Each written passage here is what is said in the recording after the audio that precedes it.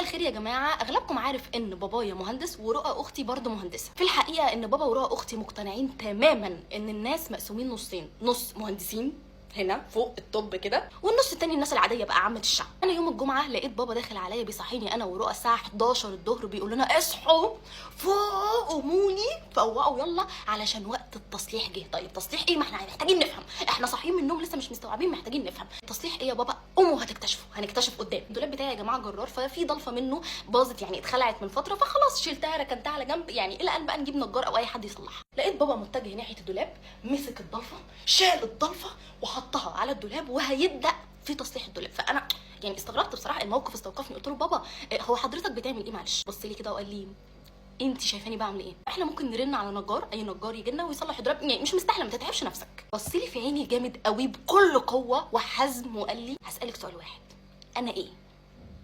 انا خفت، انا اترعبت يعني، انا اصلا خدت وقت عقبال ما رديت. قلت له يعني حضرتك بابا هتكون ايه غير بابا؟ والله العظيم 3 بابا. في الاصل يعني في الاساس انا ايه؟ قلت له لا يعني حضرتك في الاساس مهندس.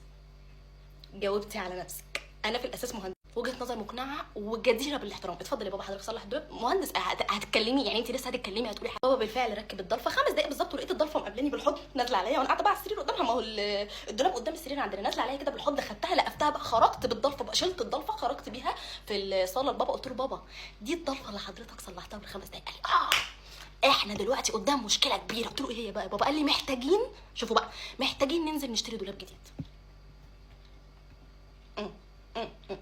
فعلا يعني احنا محتاجين ننزل نشتري دولاب جديد، لكن ما نكلمش نجار يجي يصلح الدولاب. وهل يا جماعه احنا وقفنا هنا؟ يعني مثلا بابا اكتفى بتصليح ضلفه الدولاب؟ لا بالطبع لا، ابسولوتلي نوت. دخلنا على الريسيفر كان بقاله كده كام يوم معلق مش مريح بقى، قلق بابا، فاحنا ايه نصلح الريسيفر. بعدها في صوت انه كده زنه كده بسيطه في الثلاجه مش عاجبه بابا، نصلح. احنا حضراتكم فضلنا نصلح لحد اذان المغرب.